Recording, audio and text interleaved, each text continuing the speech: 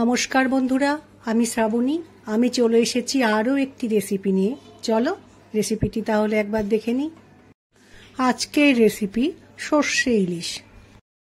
আমরা যারা ইলিশ প্রেমী তারা যদি গরম ভাতের সাথে এরকম সর্ষে ইলিশ পায় তাহলে কিন্তু খাবারটা জমে যায়। রেসিপিটি বানানোর জন্য ইলিশ মাছ নিয়েছি। ইলিশ মাছটাকে খুব ভালো করে ধুয়ে পরিষ্কার করে নিয়েছি। এরপর ইলিশ মাছে নুন হলুদ মাখানোর জন্য নুন ও হলুদ ইলিশ মাছের ওপরে দিয়ে নিয়েছি। এবার নুন ও হলুদ গুঁড়োকে খুব ভালো করে ইলিশ মাছের সাথে মাখিয়ে নিয়েছি। মাছগুলোকে ভেজে নেওয়ার জন্য ননস্টিক প্যানে সর্ষের তেল দিয়ে নিয়েছি। তেলটা গরম হয়ে গেছে। এই সময় আমি একটা একটা করে ইলিশ মাছগুলো তেলের মধ্যে দিয়ে দেব।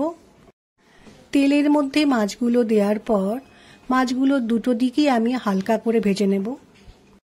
মাছের পিসগুলো হালকা করে ভাজা হয়ে গেলে আমি একটা প্লেটের মধ্যে তুলে রেখেছি। ইলিশ মাছের রান্নার জন্য আমি একটু নারকেল কোড়া রেখেছি। একটা বোলের মধ্যে কিছুটা সর্ষে পাউডার নিয়ে একটু নুন দিয়ে জল দিয়ে ভিজিয়ে রেখেছি। মাছ ভাজা তুলে নেওয়ার পর ওই একই তেলেই একটু কালো জিরে ফোড়ন দিলাম। কালো জিরেটা খুব সুন্দরভাবে ভাজা হচ্ছে। এই সময় আমি একটু কাঁচা লঙ্কা কুচি তেলের মধ্যে দিয়ে ভাজতে দিলাম। কালো জিরে ও কাঁচা লঙ্কাটা ভাজা হয়ে গেছে। এই সময় নারকেল কোড়াটা তেলের মধ্যে দিয়ে একটু ভেজে নেব। নারকেল কোড়া একটু ভাজা হয়ে এসছে। এই সময় ভিজিয়ে রাখা সর্ষে পাউডারটা প্যানের মধ্যে দিয়ে দিলাম। ঘরে পাতা টক দই নুন দিয়ে ফেটিয়ে রেখেছি, সেটা এবার প্যানের মধ্যে দিয়ে দিলাম। সমস্ত মশলাকে খুব ভালো করে মিশিয়ে নিয়ে আমি একটু সময় রান্নাটা করে নেব। এবার আমি পরিমাণ মতো একটু নুন দিয়ে দেব।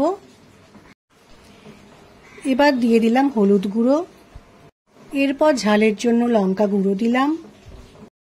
রান্নার মধ্যে একটু চিনি দিয়ে দিলাম। খুন্তির সাহায্যে আবারও সমস্ত মশলাকে খুব ভালো করে মিশিয়ে নেব। দেখো কালারটা কত সুন্দর দেখতে হয়েছে। কিছুটা সময় রান্না করার ফলে মশলাটা বেশ তেল ছাড়া ছাড়া হয়ে এসছে। এই সময় আমি একটু জল প্যানের মধ্যে দিয়ে ভালো করে মিশিয়ে নিয়ে ফুটতে দেব।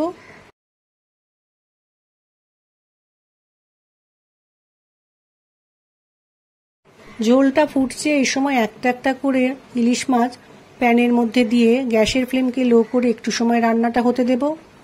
একটু সময় রান্নাটা করে নেওয়ার পর মাছের পিসগুলোকে উল্টে দিয়ে আর একটু সময় রান্নাটা করে নিতে হবে। তোমরা চাইলে এই সময় একটু কাঁচা সর্ষের তেল দিতে পারো। দেখো কত তাড়াতাড়ি সর্ষে ইলিশটা তৈরি হয়ে গেল। এরপর আমি সর্ষে ইলিশটা ভাতের সাথে খাবারের জন্য পরিবেশন করে নেব।